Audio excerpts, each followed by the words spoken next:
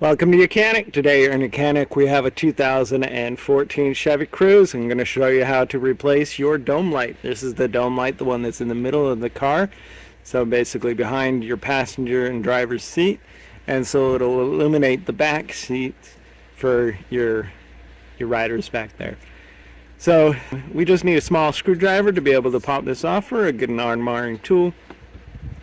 And we just need to get our screwdriver right under the little lip there and be able to pop this off. If this piece pops off, no worries, we'll snap that back on. Then with that cover plate removed, like I said, we're just pulling the light off, not this housing that's holding it up. And then we'll be able to put our fingers up in there, grab the light bulb and remove it. This light bulb here is a 2825, so we get a new 2825 to be able to replace that one with, if we need to replace it.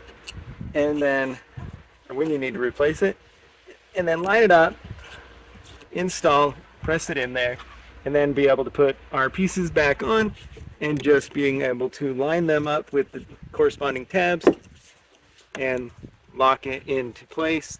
Do the same with the front one. You see we've got all these tabs that are going to line up, not there, they line up on the back side.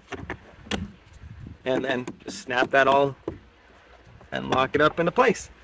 And that would be how you would replace your dome light on your 2014 Chevy Cruze. Thanks for watching YOUCANIC, where you can be the mechanic.